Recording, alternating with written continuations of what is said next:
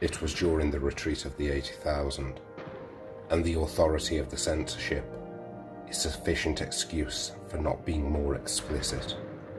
But it was on that most awful day of that awful time, on the day when ruin and disaster came so near that their shadow fell over London far away, and without any certain news, the hearts of men failed within them and grew faint, as if the agony of the army in the battlefield had entered into their souls.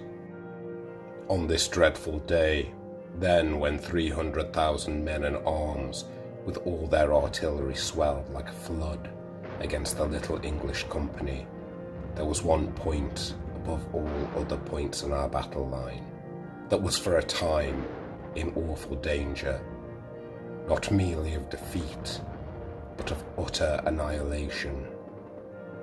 With the permission of the censorship and of the military expert, this corner may perhaps be described as a salient. And if this angle were crushed and broken, then the English force as a whole would be shattered. The Allied left would be turned, and Sedan would inevitably follow. All the morning the German guns had thundered and shrieked against this corner, and against the 1,000 or so men who held it. The men joked at the shells, and found funny names for them, and had bets about them, and greeted them with scraps of music-hall songs.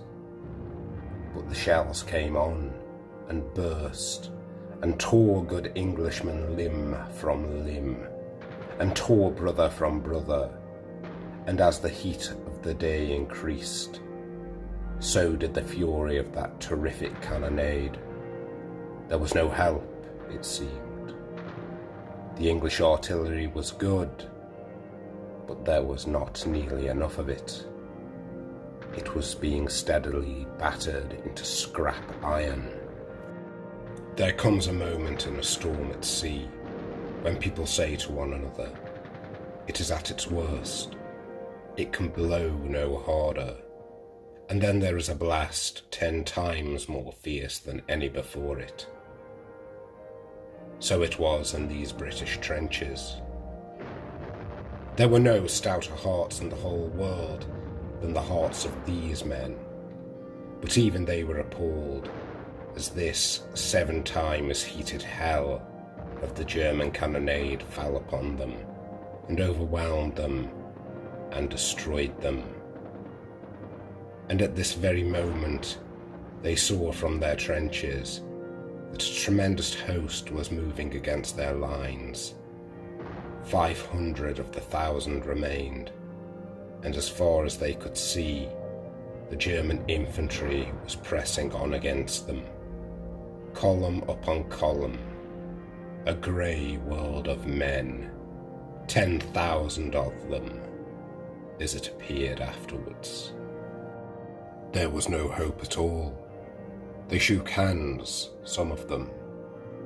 One man improvised a new version of the battle song, Goodbye, Goodbye to Tipperary, ending with, And we shan't get there.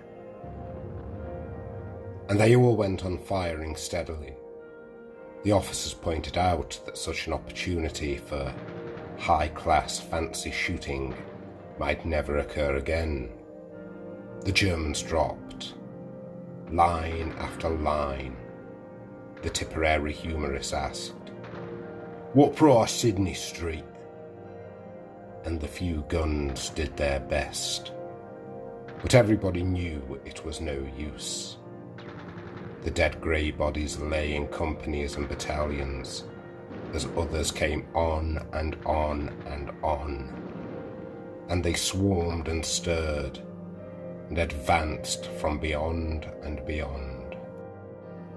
"World without end, amen," said one of the British soldiers with some irrelevance, as he took aim and fired. And then he remembered, He says he cannot think why or wherefore. A queer vegetarian restaurant in London, where he had once or twice eaten eccentric dishes of cutlets made of lentils and nuts that pretended to be steak. On all the plates in this restaurant, there was printed a figure of St. George in blue, with the motto, Adsit Anglis Sanctus Georgius. May St. George be a present help to the English. This soldier happened to know Latin and other useless things, and now, as he fired at his man in the grey advancing mass 300 yards away, he uttered the pious vegetarian motto. He went on firing to the end, and at last Bill, on his right, had to clout him cheerfully over the head to make him stop, pointing out as he did so that the king's ammunition cost money and was not likely to be wasted in drilling funny patterns into dead Germans. For as this Latin scholar uttered his invocation, he felt something between a shudder and an electric shock pass through his body. The roar of the battle died down in his ears to a gentle murmur. Instead of it, he says he heard a great voice and a shout louder than a thunder peal crying, "Array, array, array!" His heart grew hot as burning coal. It grew cold as ice within him, as it seemed to him that a tumult of voices answered to his summons. He heard, or seemed to hear, thousands shouting, "St. George! St. George! Monsieur, sweet saint, grant us good deliverance. St. George for merry England! Harrow, harrow, Monseigneur St. George, succour us!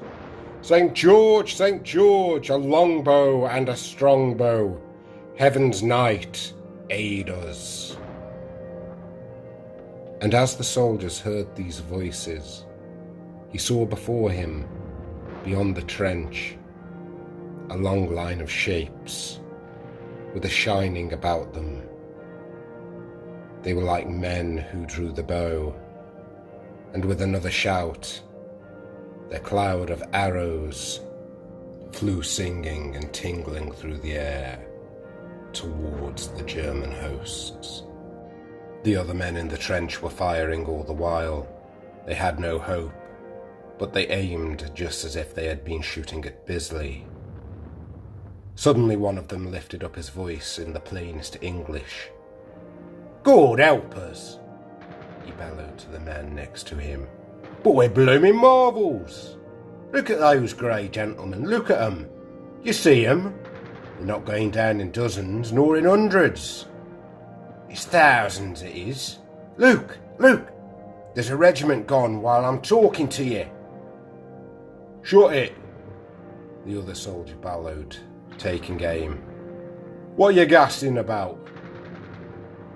But he gulped with astonishment even as he spoke, for indeed the grey men were falling by the thousands.